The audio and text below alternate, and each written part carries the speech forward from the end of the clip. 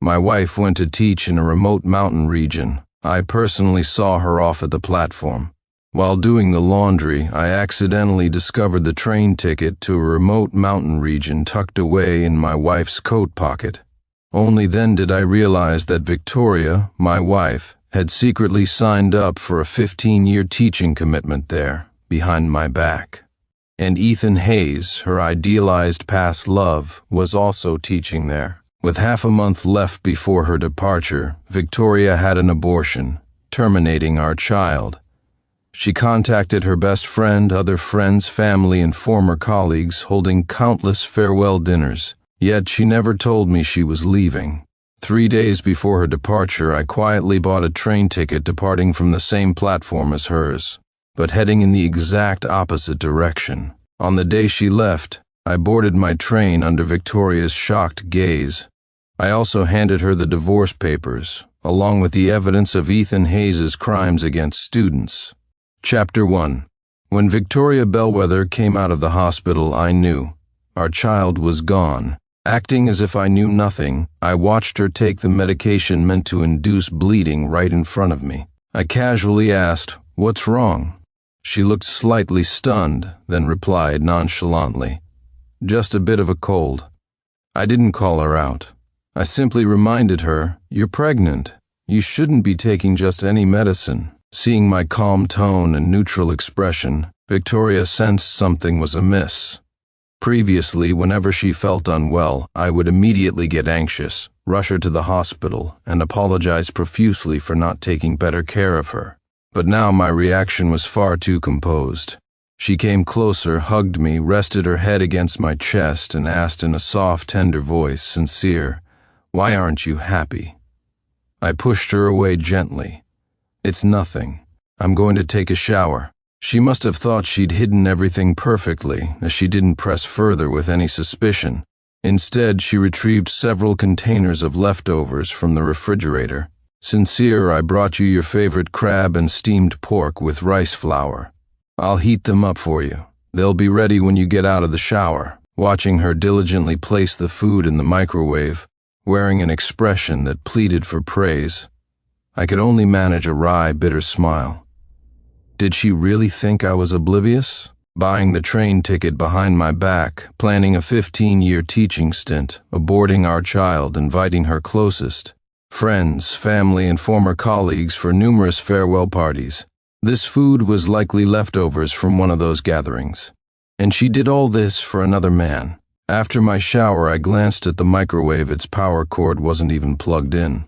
I told Victoria I had to work late tonight and that she should go to bed first.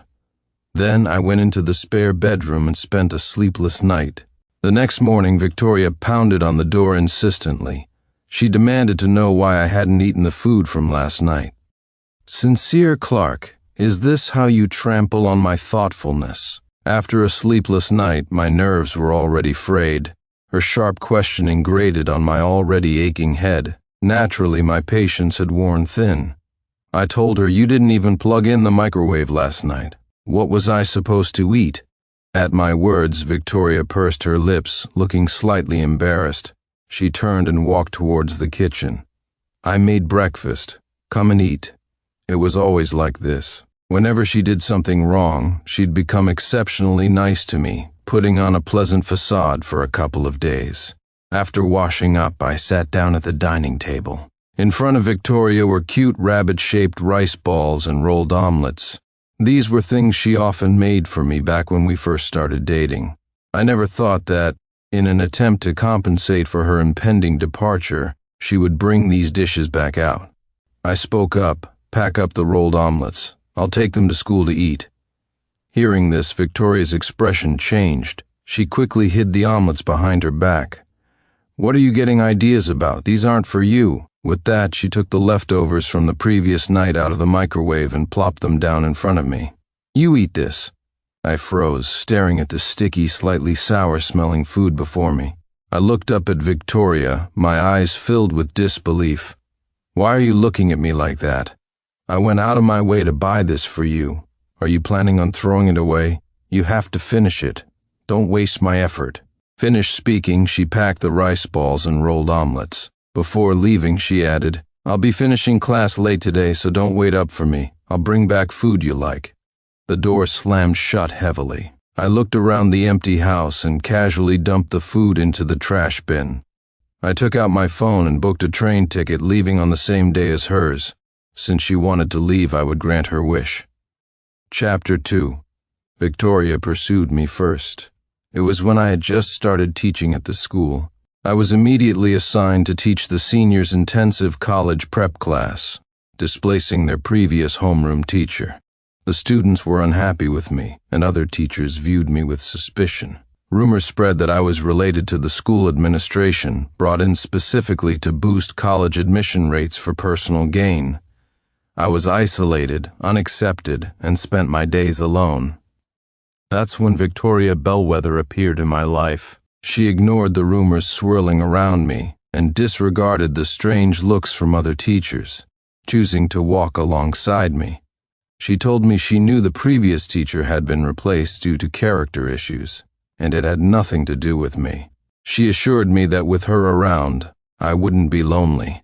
Over time, we grew closer, understood each other, and fell in love.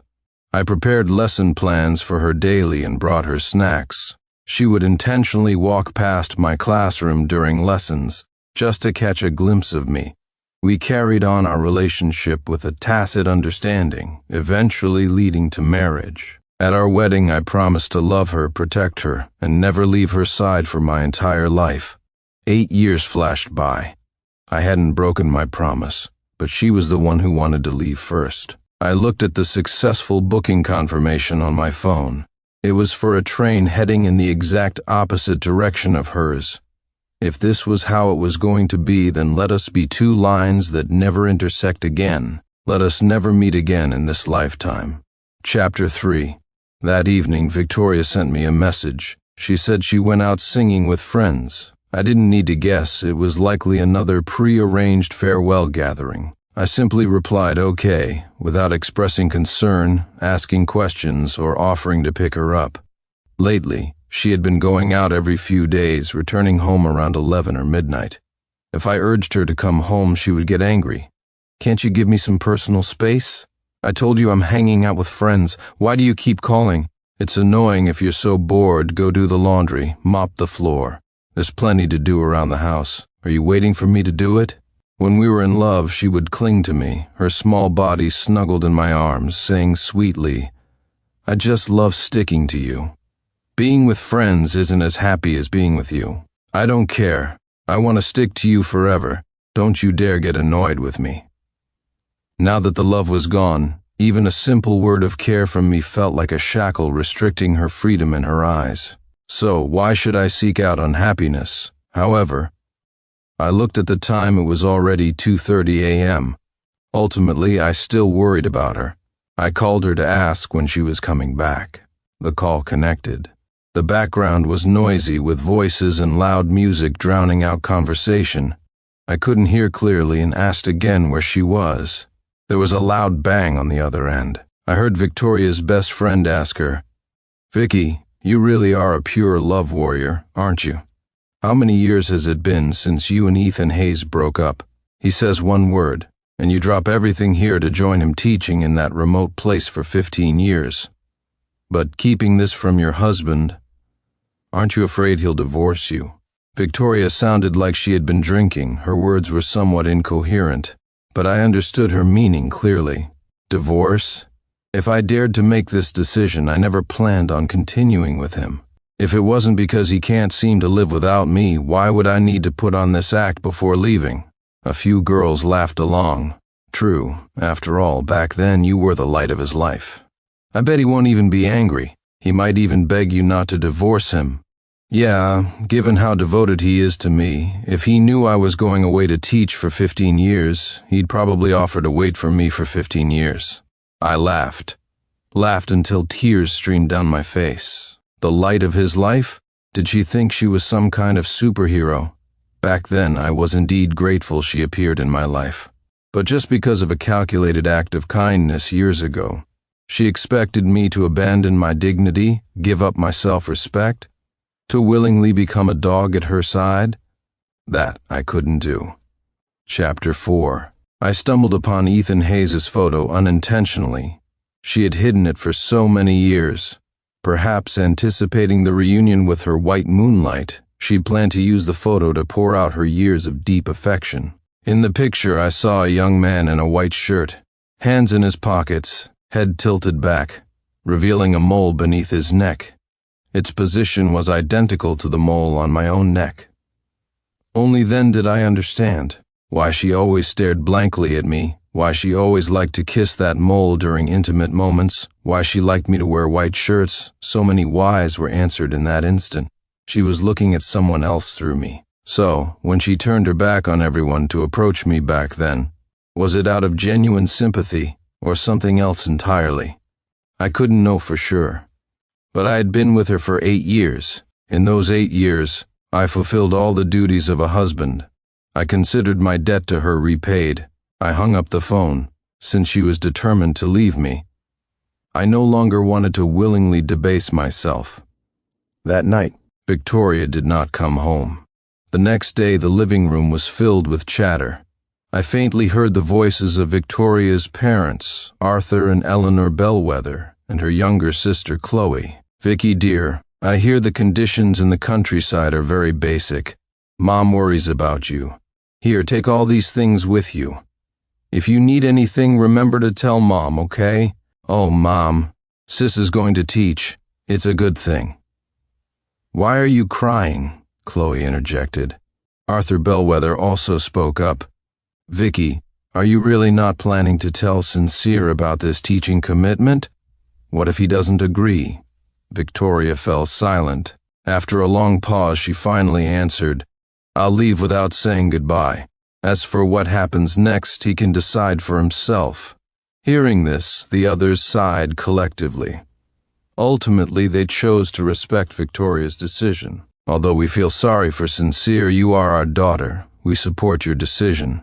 As long as you feel happy, that's what matters," Arthur said. Her sister Chloe added, "Sis, whatever you decide, we support you, because we're family." Family? So, after being married to Victoria for 8 years, I still wasn't considered worthy of being part of their family? In the past, their vague sense of distance towards me always made me think I wasn't doing enough. But in reality, they were intentionally keeping me at arm's length, afraid I would take Ethan Hayes' place. They all knew Victoria loved Ethan, and I was just the choice forced upon her when she had no other option. At this moment, I finally understood. Leaving me wasn't an impulsive decision by Victoria. It was the result of careful consideration. Chapter 5. I opened the door. All voices abruptly ceased. They stared at me in surprise as I emerged from the spare bedroom. Victoria's pupils contracted sharply. After a long moment, her voice trembled as she asked, "You didn't go to work?" I replied calmly, "The schedule changed. I don't have classes today." I had told her about the schedule change already, but lost in the excitement of seeing Ethan Hayes soon, she had completely forgotten. "So, when did you wake up? Did you hear what we were saying?" I walked towards the bathroom, a faint smile playing on my lips. "What were you saying?" Seeing my untroubled expression, Victoria relaxed. "Nothing, Mom and Dad just came by to see me. They'll be leaving soon. Aren't they staying for lunch?" They waved their hands dismissively. No, we just dropped off the things and we'll be going. We don't want to disturb you two." They left in a hurry. Victoria ordered me around. "Since you're not working, help me sort through these things. My head hurts. I'm going to lie down for a bit." With that, she went into the bedroom, leaving me staring at the chaotic mess on the floor. Cold-proof gloves, fleece-lined clothes, bed linens, toothbrush, towels, a first aid kit. I let out a scoff and walked out. There were 3 days left until departure. Today, the school administration approved my transfer request. I needed to go back to school to handle some paperwork in the office. David Miller, a male colleague I was friendly with, expressed his regret. "You're transferring so far away. Does Teacher Bellwether know?" "She'll find out on the very day I leave." Chapter 6. When I got home after packing my things from school, Victoria was still asleep. The items on the floor remained untouched. Her phone, left on the coffee table, kept ringing incessantly. I picked it up, subconsciously trying to unlock it with my fingerprint. It failed. The passcode was also incorrect. I gave a bitter smile. Right, she was preparing to leave me. Changing the passcode and deleting my fingerprint was understandable. Perhaps seeing that Victoria hadn't replied, the caller tried again. I answered. A deep voice spoke. "Vicky, I'll pick you up the day after tomorrow. You can stay with me then. I'll be able to protect you better." "Oh, right, Vicky. Can you bring a few special outfits? You know, I've been here almost 10 years. The women in the countryside don't know how to dress. They're plain and unattractive. Just looking at them makes me lose my appetite. I sent you pictures of the clothes. Make sure you remember to bring them." Noticing the silence on my end, Ethan Hayes finally asked, "Vicky, why aren't you saying anything? Is that man near you?" A slow smile spread across my face. She's asleep. Now, it was his turn to be silent. He made me uncomfortable. I needed to give him a little shock too, and the effect was just as I expected. He hung up. By the time I had finished packing my luggage and placed it in the spare room, Victoria woke up. Seeing the mess covering the floor, anger flared within her. "Sincere Clark, I asked you to tidy up the living room. Why didn't you? And you said marrying you meant I would enjoy life. Now I just ask you to help me tidy up a bit, and you're unwilling?" I looked at her. From the moment she decided to leave, she had changed. She became impatient, quick-tempered. My mere presence seemed to anger her. I didn't argue with her about it. I simply told her, "Well, your phone kept ringing." Her eyes widened suddenly. She scrambled in her slippers to grab the phone. Seeing the unread messages, she looked up at me, suspicious and guilty. "Oh, didn't read the messages, did you?" Had changed the passcode. I couldn't read them even if I wanted to. Hearing me mention this, Victoria tried to explain. I just... She stammered for a while but couldn't come up with a reason. I didn't want to listen to her nonsense anymore. I stared intently at her face, observing the series of expressions born from her guilt. I spoke. "Victoria, actually, if you want to leave, I won't stop you. You really don't need to—" Before I could finish, Victoria interrupted. "What nonsense are you talking about? How could I leave? Where would I go if I left? Don't listen to rumors all day." My heart felt heavy and suffocated like waterlogged cotton. This was Victoria. Doubt her, refute her, correct her. Her immediate reaction was always denial, followed by shifting the blame back onto me. The atmosphere grew thick with tension. I broke the awkward silence. "Victoria, you're leaving, aren't you?" Victoria frowned. "What do you mean I'm leaving? Where would I go?" "Sincere Clark, when did you become so petty? This whole thing is your fault, and you still—" Once time, I cut her off. "I heard what you and your parents said the other day." Victoria's heart skipped a beat. A sudden wave of panic washed over her. "Sincere, what are you talking about?" I repeated, "Son, I heard the conversation between you and your parents that day." Chapter 7. Victoria panicked. She grabbed my hand. "Insincere, I was just talking casually that day. Don't believe it. I won't leave." I shook her hand off. "You won't leave? Aren't you going to that remote teaching post?" Hearing this, Victoria reacted as if her tail had been stepped on, quickly defending herself. "And the school ordered me to go teach there. I didn't tell you because I was afraid you'd be upset, and I'm only going for 10 days or half a month. I'll be back soon, really." My heart scoffed endlessly. Even at this point, she was still lying to me. "Sincere Clark, don't forget, you said you would love me forever. And just going to teach for a short period. You're not willing to wait for me? Don't forget, when you were isolated by everyone, I was the only one who stood by your side. Throughout our marriage, whenever we argued, she would use the same excuse to silence me. But as I said, 8 years had passed. I no longer owed her anything. I understand. Go ahead. I won't stop you." I couldn't be bothered to argue with her anymore. Even now, Victoria ridiculously assumed I would wait for her. She was still ridiculously deceiving me. trying to keep me as a fallback option, a backup plan. Even for 15 years, she confidently believed I would stay put, remaining faithful to her. But she was wrong. This time, I wouldn't wait for her anymore. On the last day before leaving, I had the mole on my neck removed. It left a small, dark scab that would fall off in a few days. Things were out in the open with Victoria. On my final day before departure, I slept in a hotel. During that time, Victoria sent me a message. "Sincere, I'll only be gone a short while. Wait for me." I called another person. "Ethan Hayes molested students. Is this information reliable?" I asked. The person on the other end, Leo Foster, replied, "He was transferred here because of that exact issue. If he didn't have connections higher up, it would have blown up long ago." "Okay, thank you. I'll treat you to dinner sometime." After hanging up, I looked again at Victoria's message. I replied, "Hope you don't regret it." Chapter 8. The next day, Victoria and I met on the train platform. She was on the phone, but when she turned and saw me, she hung up and walked over, her tone seemingly laced with pleasant surprise. "Sincere, are you here to see me off? I knew you were just saying things in anger. How could you possibly divorce me?"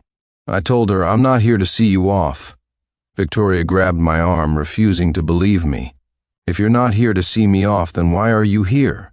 The crowd surged, revealing the luggage at my feet. Victoria looked at the 2 suitcases behind me. She frowned.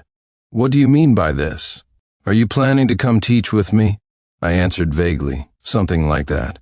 Except her teaching assignment was as a teacher in the mountains, while my transfer was to become a deputy principal in a rural village. If Victoria initially felt any guilt towards me, that vanished the moment she assumed I intended to follow her.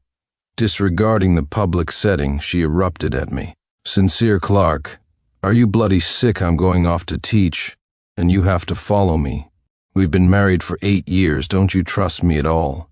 Can't you give me some freedom, show me some trust? I know hiding this teaching plan from you was wrong, but I only did it because I was afraid you wouldn't agree." "Why do you have to make things so difficult?" she accused me with reddened eyes, as if I truly were some perverted control freak, as if I were trying to stop her from doing this noble deed for the country and its people. People around us started murmuring. My train was about to arrive. Since I was leaving anyway, I didn't want to leave room for gossip. In front of everyone, I pulled Ethan Hayes' photo from her pocket. "Isn't he the reason you're running off to teach?" Then I produced proof of her abortion. "Victoria, I haven't said anything, but don't take me for a fool. Our destinations are diametrically opposed. Once I arrive, I will mail you the divorce papers." "Oh, and Ethan Hayes' secrets? I'll send those along too." "You're welcome." With that, I picked up my suitcases and, under her stunned gaze as she was still processing my words, boarded the train heading in the complete opposite direction from hers. Chapter 9. As the train slowly pulled away, I saw Victoria board her train as well. The time was right. I compiled the documents my friend had sent me the previous night and forwarded a copy to Victoria. She immediately messaged back, asking what it was. I didn't reply. Instead, I forwarded the documents to the Education Bureau. 30 minutes later, Victoria called. I answered, greeted by her hysterical questioning, "Sincere Clark, are you trying to be funny? Just because I'm going to teach, you frame Ethan like this? I've known him for so many years, he could never be that kind of person. I really misjudged you. I can't believe you'd fabricate such lies just to keep me by your side. I won't believe you." She abruptly hung up. Having been with her for 8 years, I knew she was already beginning to doubt. If she truly believed Ethan was innocent, she wouldn't have made that call. However, this would also be our last call. I blocked all her contact methods, closing my eyes for a brief rest. My memory drifted far back, to the time I was preparing to propose to Victoria. To make it a surprise, I intentionally didn't answer her calls that day, afraid I'd let something slip. Unable to reach me all day, Victoria frantically contacted all our mutual friends. Because I had asked our friends to play along, they all claimed they hadn't seen me. Victoria panicked, thinking something terrible had happened to me. She ran to the police station to report me missing. Later, when she learned it was all a misunderstanding for the proposal, Victoria sobbed uncontrollably in my arms. "I thought something happened to you. Why didn't you answer my calls?" She pounded my chest with her fists, her distress melting my heart. Cupping her face, I promised her from now on I will never miss a single call from you. I will make sure you can always contact me, always find me. I will never make you sad again. Please stop crying, okay? But 8 years passed. The promise remained. Yet, love had warped over time. Her calls became fewer, her replies brief and to the point. She could always reach me, but I could no longer find the Victoria I once knew. Chapter 10. After getting off the train, the local officials greeted me warmly. They took me to my accommodation. Although it was the countryside, recent rural economic development meant paved roads and reasonably comfortable lives for the families here. The main issue was that most teachers preferred to work in big cities. Those occasionally transferred here would often leave as soon as their term ended, leading to a dwindling number of elementary school teachers in the village. Often one teacher had to handle multiple subjects. My colleague teaching the same class was a female teacher named Megan Davis. She was a recent university graduate. When I asked why she chose to come here, she told me, "This is my hometown. The community sent me out to get an education, so naturally I must come back to help send the next generation out." She then asked me why I chose to come, and when I planned to leave. For a moment I didn't know how to answer. She sensed my discomfort and didn't press further. After spending a few days here, I was touched by the children's simplicity and the villagers' warmth. I genuinely felt an urge to stay, especially with the children bringing me little trinkets every day, and the villagers greeting me warmly, inviting me to their homes for meals. They showed no reservation towards me, treating me like family from the moment I arrived. I just didn't expect Victoria to contact me. Over the past couple of days, she must have personally experienced Ethan Hayes' reputation at the school where he taught. She must have realized the information I sent her wasn't fabricated. She sent me a long text message from an unknown number. The content was mostly apologies for misjudging me, along with an explanation for why she had hidden her true reasons for insisting on the teaching post. Apparently, she initially believed Ethan had been suddenly assigned there because he had offended school leaders, becoming isolated and excluded. That's why, seeing me similarly isolated back then, she felt a sense of compassion. She said that failing to stand by Ethan back then left her with regret, and my appearance helped fill that void. Now, she finally knew the truth. Ethan was sent away because he harassed a female teacher. He should have been fired, but due to his connections, Director Thompson, he was merely transferred to a remote area. Unexpectedly, Ethan hadn't changed his ways. He acted like a local tyrant there. Furthermore, Ethan was married. I knew all of this already.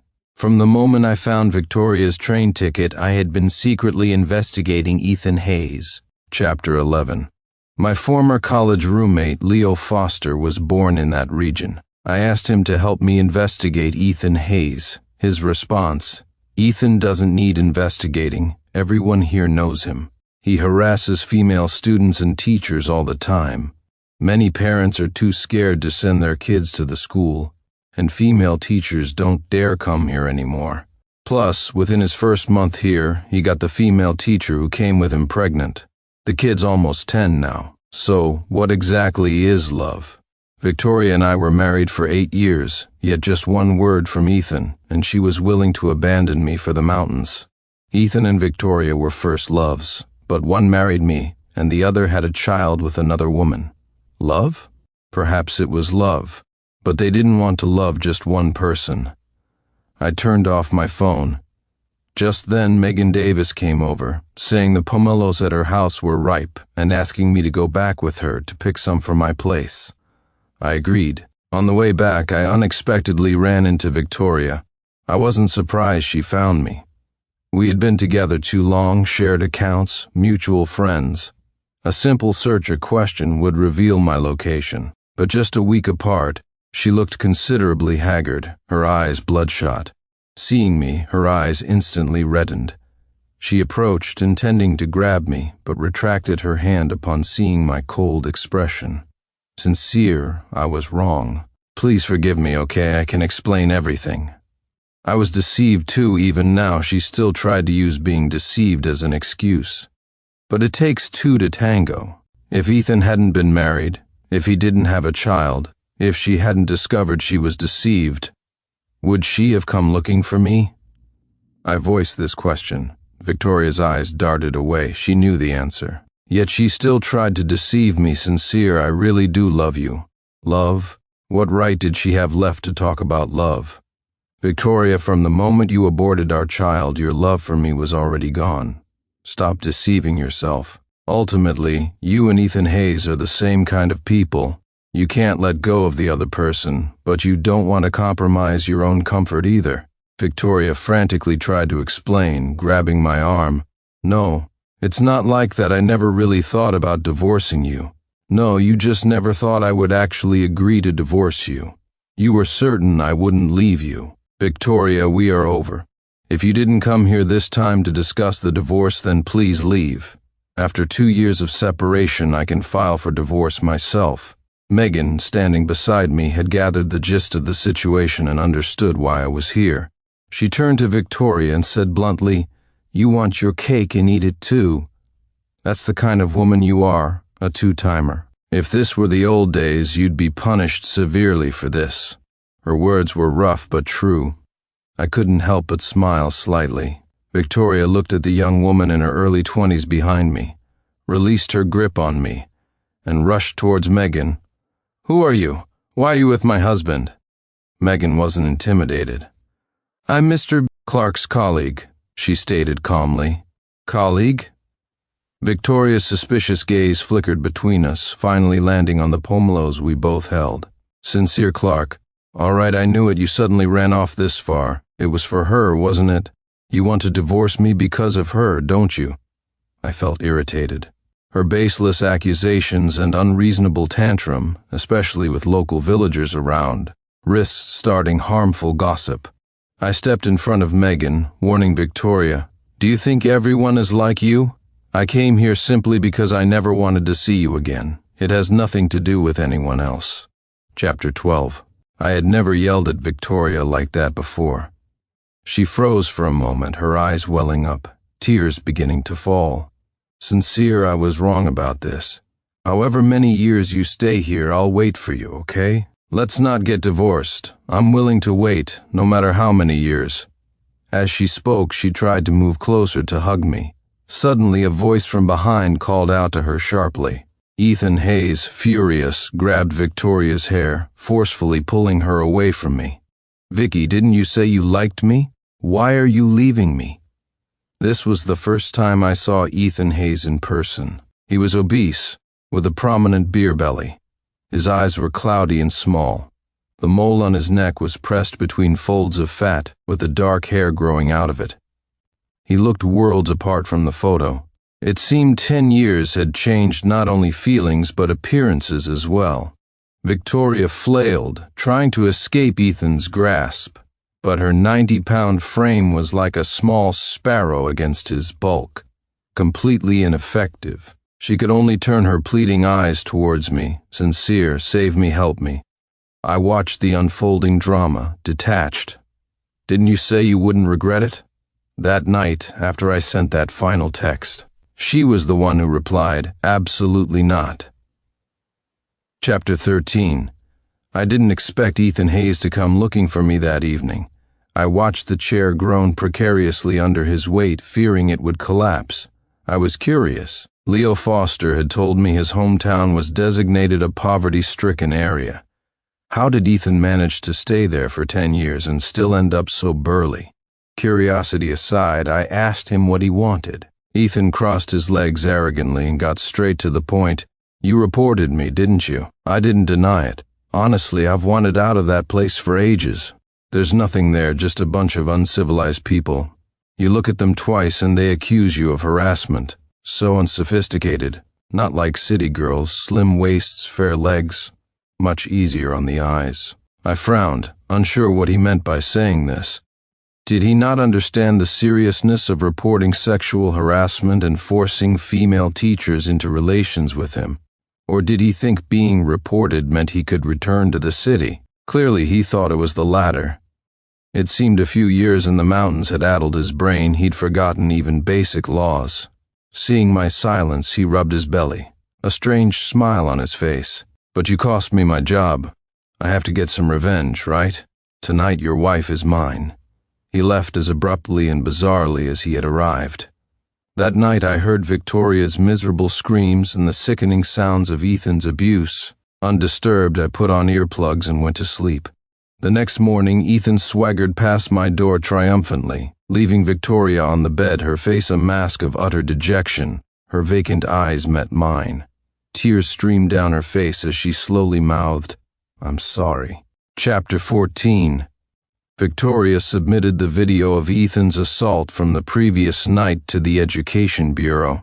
The Bureau had already received evidence regarding Ethan's molestation of students and female teachers, but the term molestation could be interpreted broadly, requiring careful verification. However, with this video evidence, combined with the fact that this happened within Victoria's first week at the school, the Education Bureau paid close attention. Through meticulous investigation, they uncovered that Ethan's relative, Director Thompson, had been protecting him all along. Director Thompson was removed from his post and Ethan was prosecuted. During the proceedings, Ethan's wife, Mrs. Hayes, testified alongside her child. She stated that she only married Ethan because he had raped her, forcing the marriage. After the child was born, Ethan regularly beat both her and the child. Medical reports documenting their injuries served as proof. Now Ethan was facing at least 3 to 5 years in prison. As for Victoria, after Ethan was imprisoned, she left me a letter and signed divorce papers. She said she planned to return to the remote teaching school. I already made the wrong choice once. This time, I don't want to be wrong again. Sincere, I will change. Wait for me. I sighed and signed my name on the divorce papers.